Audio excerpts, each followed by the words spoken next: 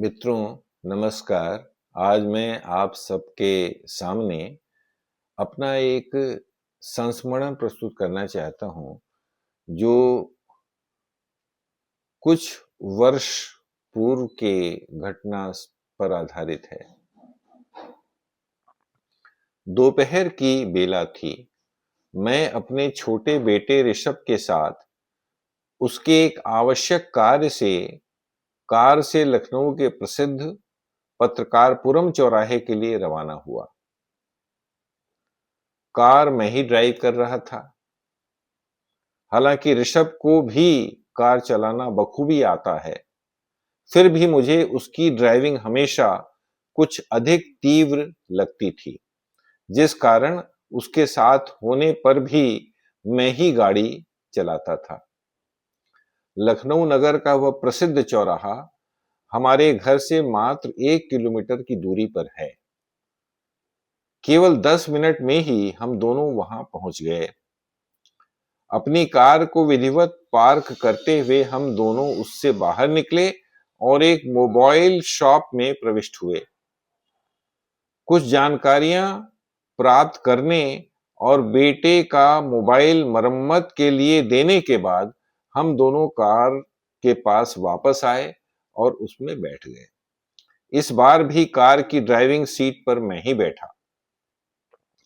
आधी दूरी पर ही परमवीर चक्र कैप्टन मनोज पांडे चौराहा पार करते ही मैंने कार सड़क के बगल में रोकते हुए बेटे से कहा, आओ अब कुछ दूर तक तुम चला लो। वैसा करते हुए मेरे मन में यह विचार था कि उसे भी ड्राइविंग का कुछ अभ्यास हो जाए। मेरे उतना कहने पर ऋषभ ने सहर्ष ड्राइविंग सीट पर स्थान जमाया और कार स्टार्ट की। शंकर चौराहा पार करते ही कार की गति के अधिक त्वरित होने का आभास हुआ। मैं जानता था कि थोड़ी दूर पर ही होटल दयाल पैराडाइज चौराहा आने वाला है। कार की स्पीड कुछ और बढ़ जाने पर मैं अपने आप को बेटे को सलाह देने से रोक नहीं पाया। बेटा, जरा संभल कर, उचित होगा कि गियर बदल के गति कुछ कम कर लो। अरे टेंशन मत करिए, कुछ नहीं होगा, मैं एक्सपर्ट हूं। बेटे ने विश्वास भरे स्वर में आश्वासन दिया। उसके उतना कहने तक वह चौराहा आ गया। ठीक चौराहे पर कार के मुड़ते ही एक स्कूटी सहसा प्रकट हो गई। ऋषभ ने बहुत बचाना चाहा, पर स्कूटी डगमगाते हुए कार से टकरा गई। हम दोनों बहुत घबराए हुए कार से बाहर निकले। स्कूटी एक ओर गिरी पड़ी थी और स्कूटी सवार दूसरी ओर पड़ी थी। बेटे ने बहुत विकल स्वर में उसे हिलाकर स्थिति का अंदाजा लगाना चाहा। उस हरकत की कोई प्रतिक्रिया नहीं होने पर उसने व्यथित स्वर में पूछना प्रारंभ किया, हेलो मैडम, हेलो, हेलो, आप ठीक हैं मैडम? पर लड़की के शरीर में कोई विशेष प्रभाव नहीं हुआ। देखते देखते ही वहां लोगों की भारी भीड़ एकत्रित हो गई। मुझे कुछ सूझ ही नहीं रहा था। मैंने मन में उस लड़की के बारे में गंभीरता से सोचना प्रारंभ किया। एक आदमी ने उस स्कूटी को किनारे किया और घायल लड़की को कार के अंदर रखने में हम दोनों की सहायता की। हम दोनों बिना समय बर्बाद किए उसे संत जोसेफ अस्पताल ले गए और उसे विधिवत भर्ती करवाया और डॉक्टर के पास खड़े होकर उसकी स्थिति का जायजा लेते रहे। 2 घंटे बाद उसे होश आया। धीमे स्वर में उसने कुछ फुसफुसाया, जिससे उसके कुछ स्थानीय परिचितों का नाम और मोबाइल नंबर ज्ञात हुआ। उस नंबर पर कॉल करने से उसके 2 परिचित 20 मिनट में हाजिर हो गए। दोनों दैनिक जागरण के पत्रकार थे। उन्हीं से यह भी पता चला कि वह लड़की भी दैनिक जागरण में ही काम करती है। उसके बारे में कुछ और महत्वपूर्ण बातें पता चली। यह ज्ञात हुआ कि वह गोरखपुर जनपद के किसी गांव की रहने वाली है। यह भी पता चला कि गत वर्ष ही उसके पिता की मृत्यु हो गई थी। वर्तमान में मात्र एक विधवा माता ही उसका सहारा है। उन सभी तथ्यों को जानकर हम दोनों उसके प्रति बहुत संवेदनशील हो गए। मैंने उसके दोनों सहयोगियों को और उसकी स्कूटी की मरम्मत और उसकी आवश्यक चिकित्सा हेतु पास के एटीएम से निकालकर 10,000 रुपए हस्तगत कर दिए। लगातार 4 घंटे तक वह तनाव की स्थिति बनी रही।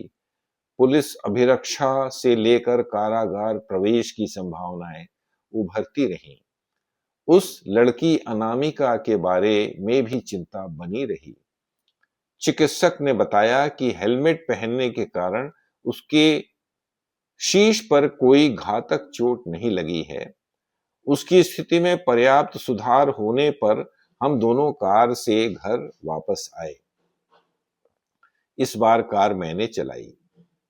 हॉस्पिटल से आने के पूर्व मैंने अपना और ऋषभ का मोबाइल नंबर उसके दोनों सहयोगियों को यह कहते हुए नोट करा दिया, कोई खास बात हो या कोई आवश्यकता पड़े तो अवश्य कॉल करके सूचित करिएगा। अगले 3 दिनों तक उस असामान्य तनाव की स्थिति बनी रही। मैं और ऋषभ दोनों अनामिका की स्थिति की अद्यतन जानकारी की प्रतीक्षा करते रहे। कोई कॉल न आने पर हम दोनों ने संपर्क करने और अद्यतन स्थिति ज्ञात करने का प्रयास किया, पर उसमें सफलता नहीं मिली। चौथे दिवस मैंने सेंट जोसेफ हॉस्पिटल जाकर जानकारी प्राप्त की। यह ज्ञात हुआ कि वह लड़की स्वस्थ दशा में गत दिवस डिस्चार्ज हो चुकी है। मेरे अशांत मन को कुछ शांति मिली। मैंने घर वापस आकर अपने बेटे को भी स्थिति से अवगत कराया। उसके मन का संशय भी दूर हुआ। उस आकस्मिक घटना के पश्चात कई माह तक ऋषभ ने चौपहिया वाहन चलाना ही छोड़ दिया। कुछ माहों उपरांत ही मुझे यह बात पता चली, जिस पर मैंने उससे पूछा, ऐसा क्यों बेटा? प्रयास जारी रहना चाहिए, साहस नहीं छोड़ना चाहिए। वह दृश्य भूल नहीं पाता हूं, उसने उत्तर दिया। उससे जो सीख लेनी है ले लो और आगे बढ़ो, मैंने परामर्श दिया। वह सलाह मैंने उसे सकारात्मक भाव से दी, इस उम्मीद के साथ कि उसका उसके ऊपर सार्थक प्रभाव पड़ेगा। कुछ माह पहले जब वह छुट्टी पर आया, तब उसने हजरतगंज चलने का अनुरोध किया। मेरी हुंकारी पर उसने यह शर्त रखी कि कार वह चलाएगा। क्यों? चलाने लगे क्या? मैंने उससे पूछा।